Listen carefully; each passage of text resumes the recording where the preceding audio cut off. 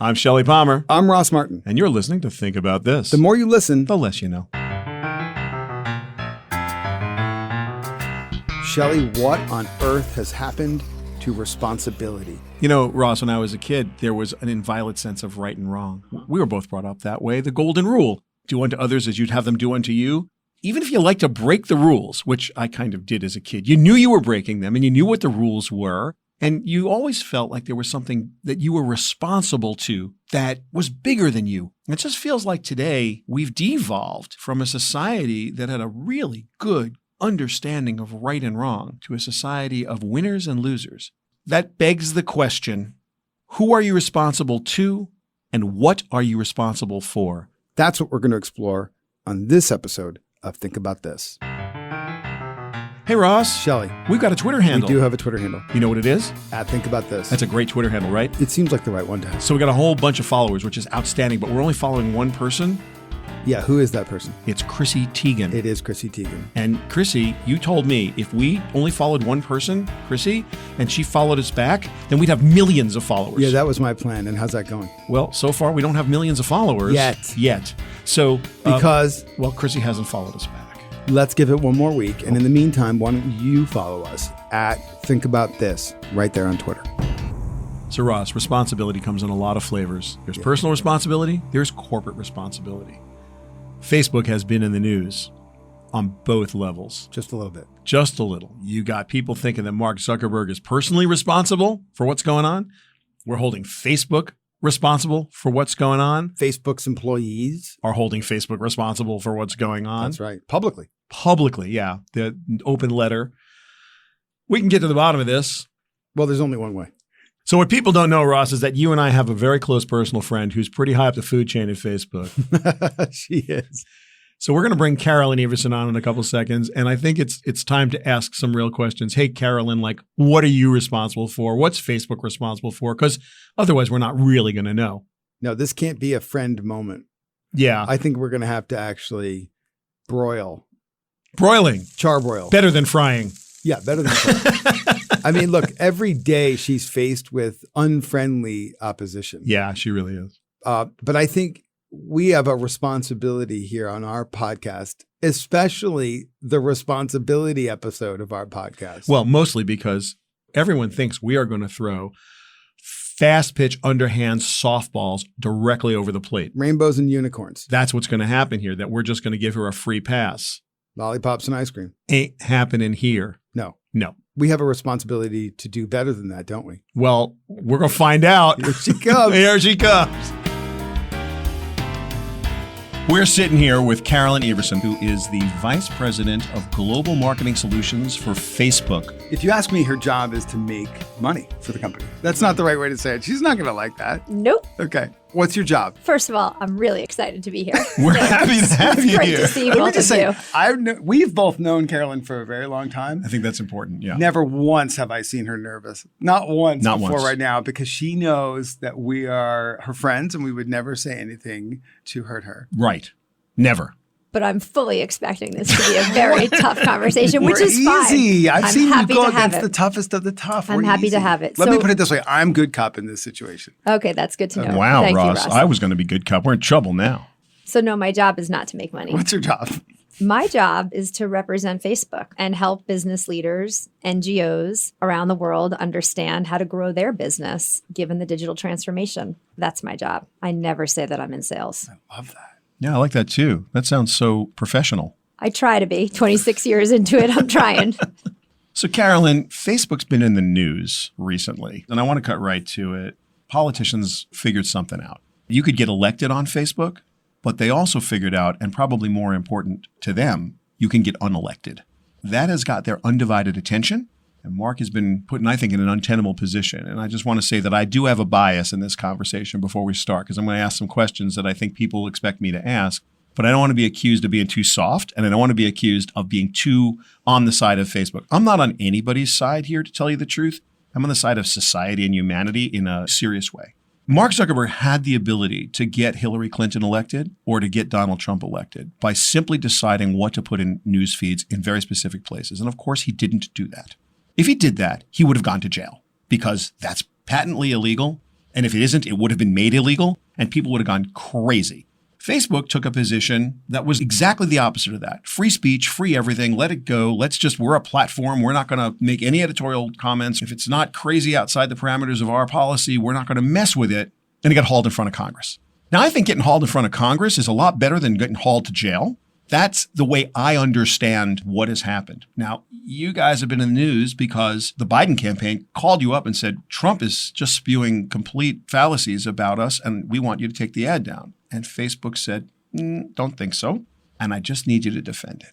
Sure. Well, first of all, I actually think we should be in the news. A platform of our size and relevance, we should be scrutinized and we should be in the news. And so I think that is where we have been for the last few years. And I think it's where we're going to continue to be. And it's a little bit about the price of being relevant in today's society. And when you're in the center of a lot of geopolitical and societal issues, you deserve scrutiny. We deserve scrutiny at Facebook. And Mark's, going to Congress, I think he has been happy to do that, to defend really some core principles. One is freedom of expression. Now, you brought up the Biden ad, so why don't we take it down?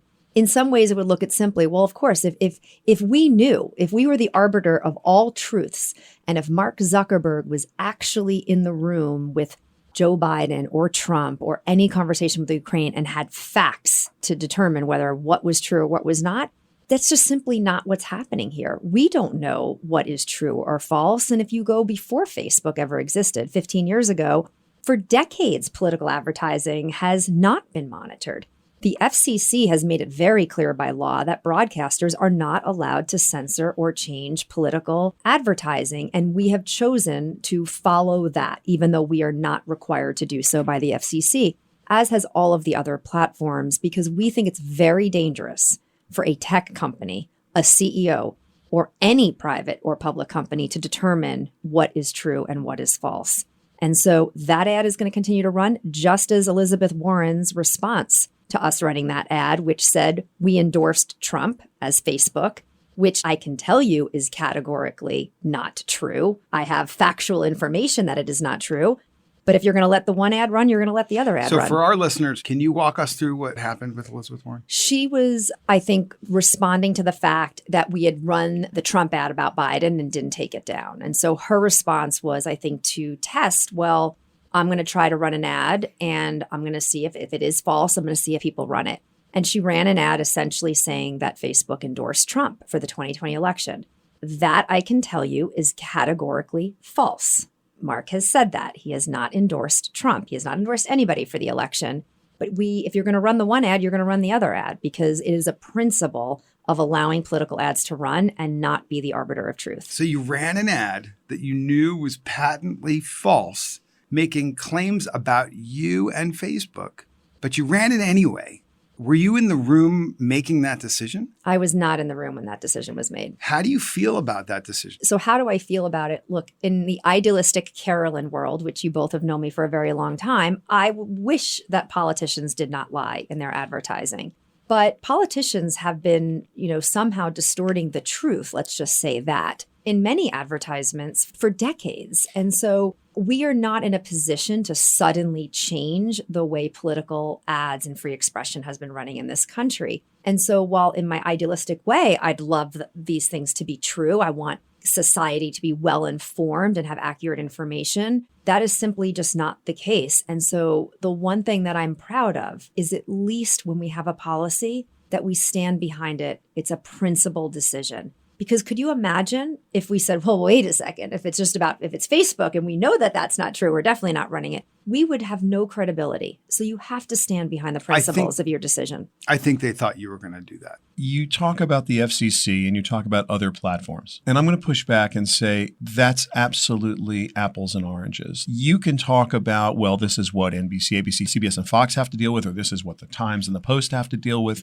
These are minuscule, tiny operations comparatively. There's nothing ever in the history of the universe that has been the size of Facebook, had its reach, had its capability to affect the way you behave, adapted to your behaviors. The newspapers don't. If you decide you don't want to read the paper, you log off and you're done. Facebook isn't like that. Facebook is like nothing that has ever existed. And so you can't look at the FCC, which was constructed to deal with technology that has no similarity at all to Facebook, other than the fact that there's audio, video, and graphics. Other than that, there is no similarity between these platforms. So I'm going to just push back and say, I get that you're allowed to hide behind that. You might not know how to lead, but following makes no sense to me. I think that is precisely why Mark has asked for more regulation in these areas. He's asked for more regulation around privacy, data portability, content, what kind of content is allowed and should be allowed on platforms, and election integrity. And so it's not that I will sit here and disagree with you that the FCC is the perfect ruling for all platforms going forward. Right.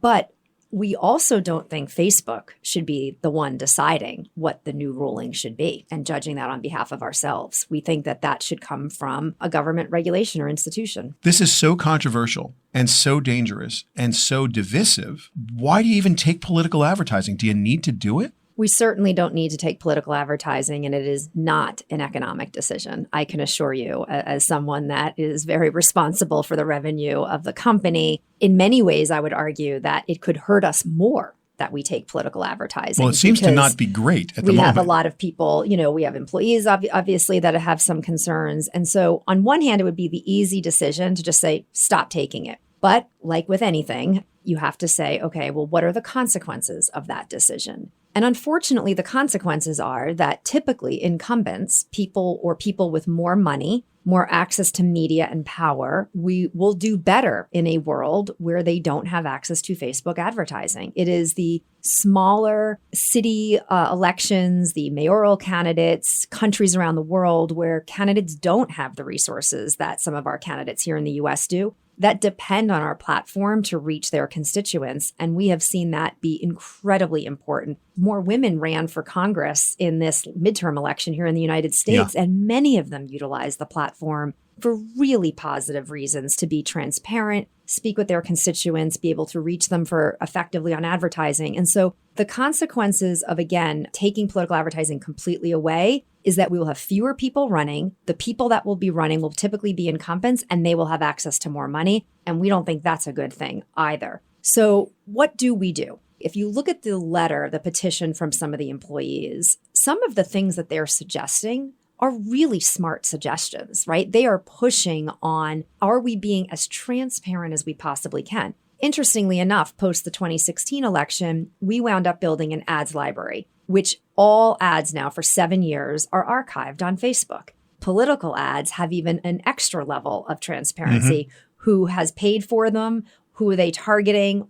All of the creative. Now we have a political spend tracker, so you can see how much Trump is spending. You can see about all the candidates, go right in and access all of their ads. We have the most transparent political ad platform in the world. That's good. But is there more we can do? Can we be even more explicit when political ads are being shown to people that at least they understand?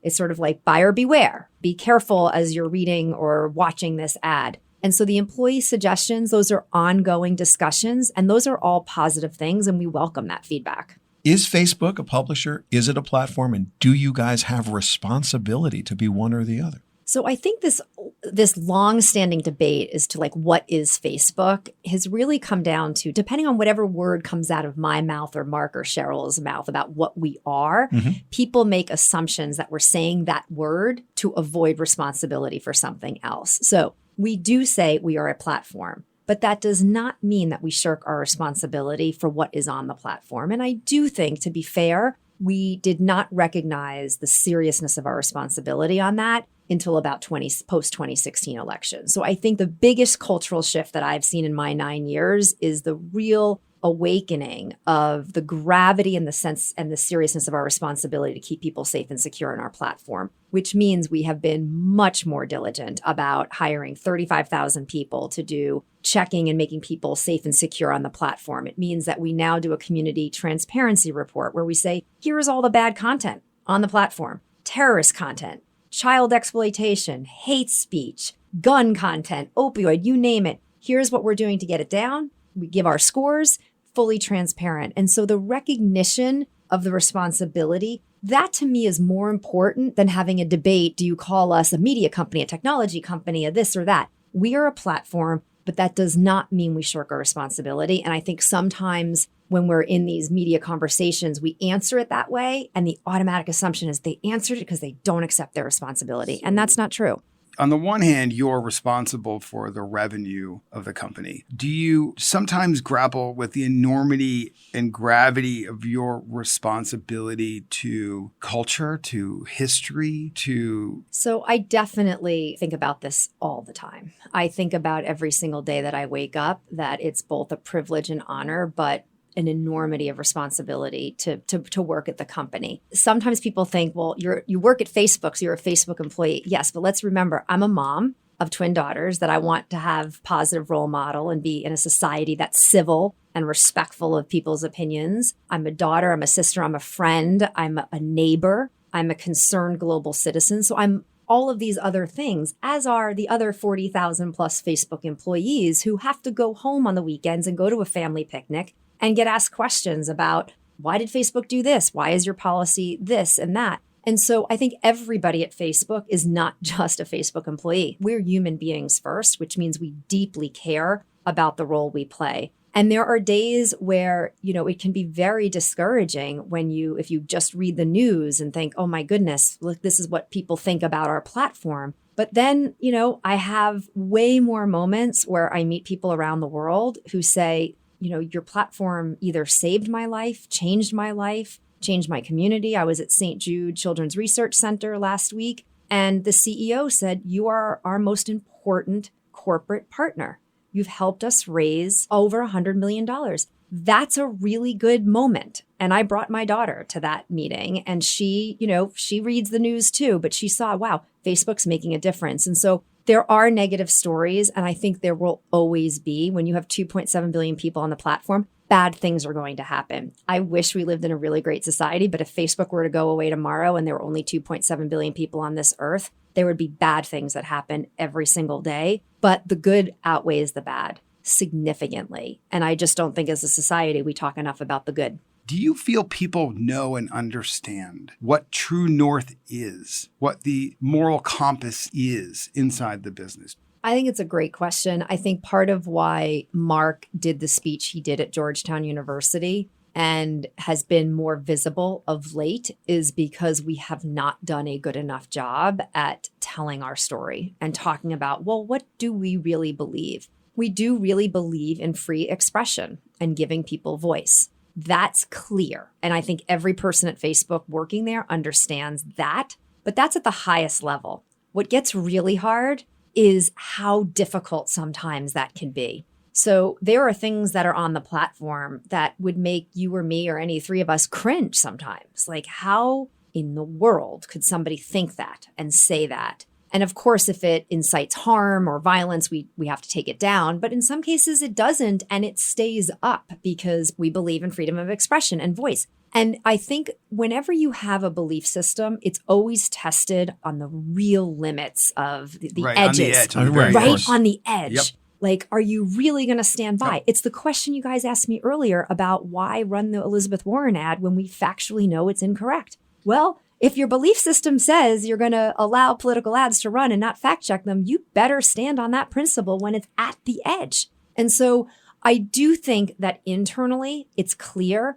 I think externally we have to do a better job. And I think that is part of what you're seeing with Mark getting out a lot more and just putting it out there. This is what we believe. It's interesting, Carolyn, because Facebook isn't the cause of any of this. It is the reflection of the world in which we live. But now it quantifies it in a way it's never been quantified. We see things and we hear things we never heard or saw before.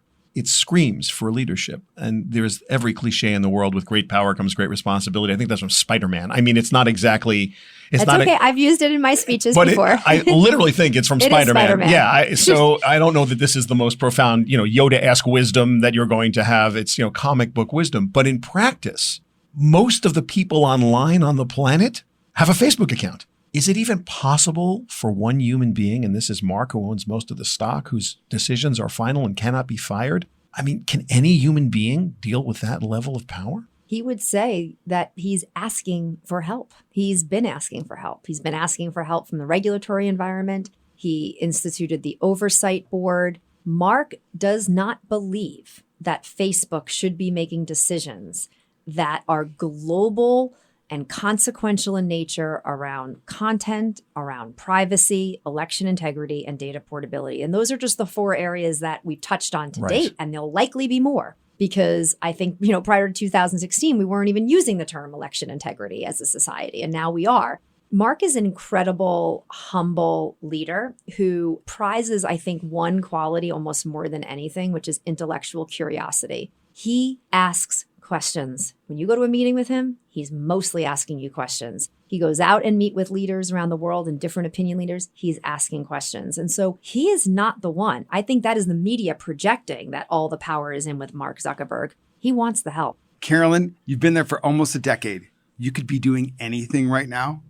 I would even hire you to be our third co-host on the podcast. I would love that. Okay. I'm available. Why do you stay? I stay because I love what I'm doing and I'm learning. When I took this job almost 9 years ago, first of all, it was just Facebook and it was a desktop company. And I had less than 100 people on my team. And now, almost 9 years later, it is Facebook, it's Instagram, it's WhatsApp, it's Messenger, it's Oculus. We're in the center of every geopolitical and societal conversation. I'm learning about policy. I'm learning about history, where we can use history to understand the decisions we're making. And so intellectually, it's crazy stimulating. And I don't know where else I could go to have that kind of stimulation and also impact. It's a privilege to be able to represent the company and travel around the world and see the smallest entrepreneur mama in Kenya who has transformed her life because of the platform. Or in St. Jude's case, I went to go see it in Memphis. What they told me is that in India, the doctors for St. Jude are treating cancer via WhatsApp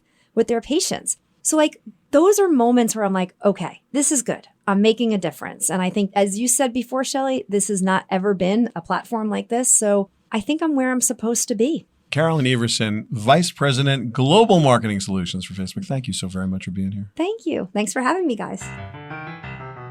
Were we hard enough on Carolyn? Did we give Facebook a free pass on this one? Is this like my buddy Carolyn and let's just, hey, Carolyn, how are things at Facebook? I don't think we were soft. And by the way, look, we have a responsibility to ask those questions and ask them in a real way. And she has a responsibility to be prepared for that, which she was. Yeah, she was.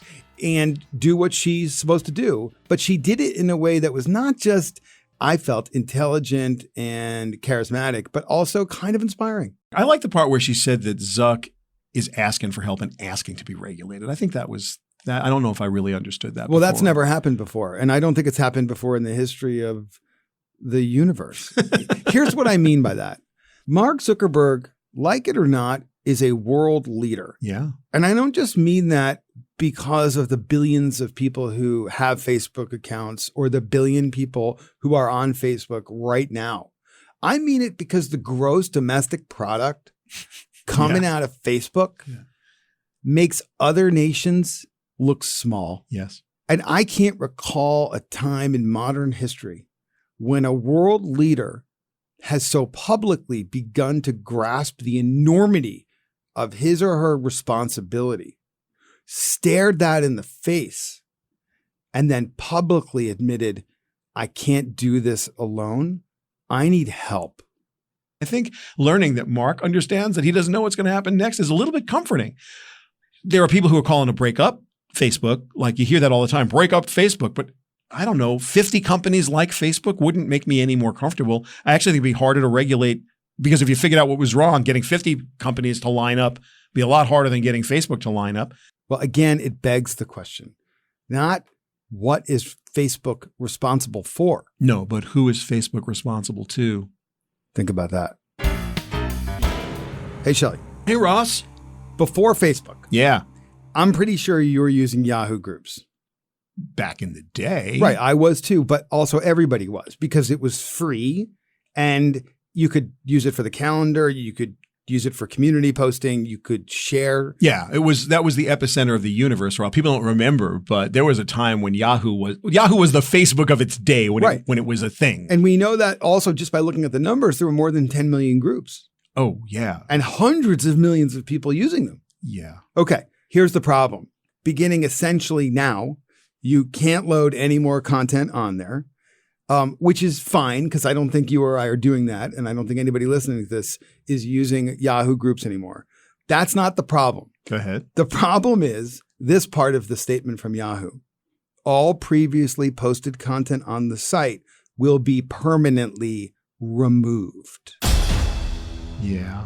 So that means everything you've got there, and I know we don't remember what we have there, but it's probably cool stuff. It's probably things, if we were to go back in, we'd want to save. So think about this. It's gone. So think about this. What was a monster repository open to all to be searched and experienced and enjoyed as a historical document will now be destroyed.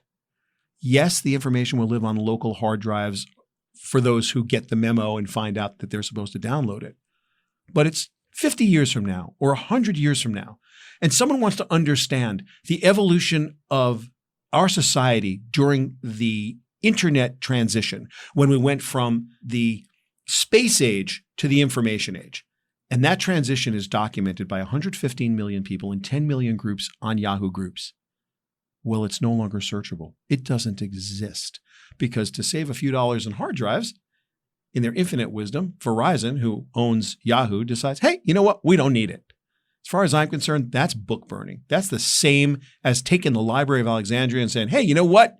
Let's just burn it down. We don't need it. But my question for you, especially on this episode, is who's responsible for that? Is it Verizon's responsibility? I am told by all of my technical friends, by every CTO that I work with, and by my own people, that storage is cheap. What are we talking about, Verizon? You're a multi-billion-dollar company. For what we're going to lose versus what we're going to gain, you know what, Verizon? Be responsible. Be the guardian of history. Be the keeper of that information. If I could see a snapshot of 1520 right now, I think I would be enriched by that. And I think my own understanding of my society would be enriched by that. Aren't we responsible to posterity? Aren't we responsible to the future? And I think Yahoo should absolutely change that policy. It's not that I understand the importance of any individual post in those 150 million people's posts or the 10 million groups. It's that in 100 years, we're going to miss it. Think about that. Shelly, we have a website. We do. It's thinkabouthis.fm. My favorite website of all websites ever made in the history of websites. Do you ever go there? I go there all the time. Would you encourage others to do so as well? I would insist that everyone within the sound of our voice go to thinkabouthis.fm and subscribe to this podcast. See you there. Hey, Ross. Shelly. I know you're a man who appreciates both a fine whiskey and a crazy story. My favorite whiskey is Wolves Whiskey, new from Los Angeles. Oh. And I do appreciate a fine story, so I'm looking forward to what you've got. Well, it turns out that there's a guy who was pulled over for DWI. Not cool. Not cool. DWI is really unfortunate. And he had a blood alcohol level of 0.2, which is twice the legal limit, 2x. Dude is going to jail. Well, yeah, you shouldn't be behind the wheel. Only there's one problem with this particular story. Like the guy hadn't had a drink. Yeah, sure. Of course he didn't. No, not one taste. Shelly, Nothing. everybody says that when they get pulled over and they've been drinking, you say, no, I didn't. Of course I didn't. We're saying I couldn't. Only this guy. And let me guess, he couldn't walk a straight line either. No, he could do none of that. Failed the breathalyzer test, blew a 0.2. So this guy has a thing called auto brewery syndrome. What is that? Nah, this is kind of crazy. So I told you I'm going to like this story. You have fermenting fungi and bacteria in your gut, and it produces alcohol. And it produces alcohol at such a level that you can be pulled over for DWI. You will present to the breathalyzer as drunk. You'll present to the cop as drunk. You will, in fact, be drunk. Let's just take the micro brewery of your gut. Yes, microbrewing in your gut. Auto brewery syndrome. To me, that alone sounds like an opportunity. I'm a venture capitalist. I think that could be the future of microbreweries. I love it. That seems like an opportunity to me. Yeah. If everybody can be their own brewery, don't you think that saves a lot of bottles and cans? I think that's actually a pretty cool thing. But think about this, Ross. Is he responsible for being drunk? Of course. And he should go to jail. He has a syndrome. He drove drunk, Shelly. It doesn't matter if he didn't have a drink. And by the way, I don't even believe that. But let's just say he's right. He didn't have a drink. He's still going to jail. You said he blew a .2. It's more than twice the legal limit for driving a vehicle. Are you going to tell me that this guy didn't know he was drunk? You don't have that much alcohol in your blood and think that you're driving a car sober. Think about that.